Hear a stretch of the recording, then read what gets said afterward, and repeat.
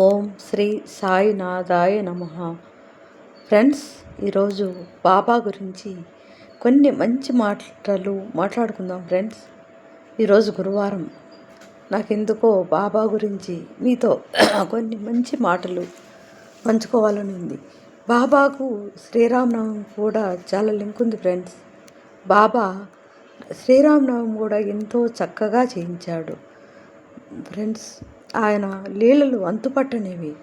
ఎక్కడి నుంచి వచ్చాడో, తల్లిదండ్రులు ఎవరో ఏమీ తెలియదు.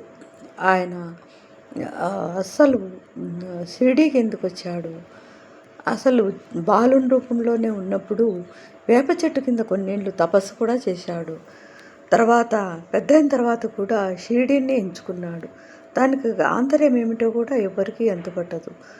ఆయన అందరికీ ఒకటే మాట చెప్పేవారు, సబ్కా మాలిక్ ఏక్ అనేవారు. ఆయన లీలలు అంతుపట్టనివి.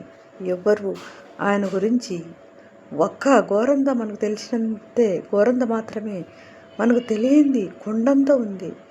ఆయన బాబా మహితాత్ముడు. ఆ మహితాత్మను గురించి మనము అస్సలు తెలుసుకోవాలంటే అసలు మనకు ఎన్ని జన్మలైనా సరిపోవు. అంత గొప్ప మహితాత్ముడు బాబా. బాయిజాబాయి వీళ్ళంతా కూడా ఎంత అదృష్టవంతులో కదా ఫ్రెండ్స్.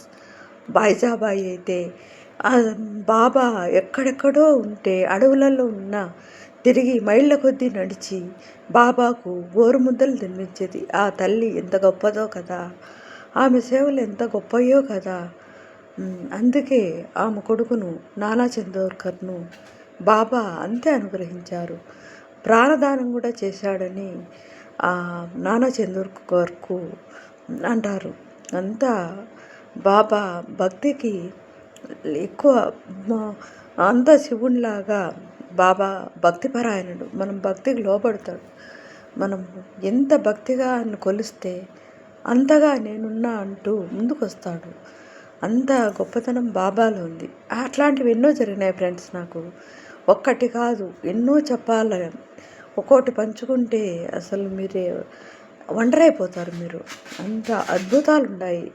బాబాను 100% కొలిసే వాళ్ళకు ఎక్కడ లేని ఆనందము, ఎక్కడ లేని సంతోషము, ఎక్కడ లేని ఏమో చెప్పలేని అలివి కానీ హ్యాపీనెస్, ఇలాంటివి ఎన్నో మరెన్నో ఎన్నెన్నో ఉంటాయి ఫ్రెండ్స్. ఆయన అనుకొని మనము బాబాని అనుకొని కంప్లీట్గా పని స్టార్ట్ చేస్తే మనకు ఓపిక ఉండాలి. అయితే లేకుంటే కన్నా సగంలోనే కావాలంటే కావు, ఓపిక ఉండాలి. ఆ ఓపికను బట్టి బాబా పరీక్షిస్తాడు మన ఓపిక. కాబట్టి ఫ్రెండ్స్, ఈరోజు కొన్ని మంచి విషయాలు పంచుకున్నాను, మరిన్ని పంచుకుంటాను.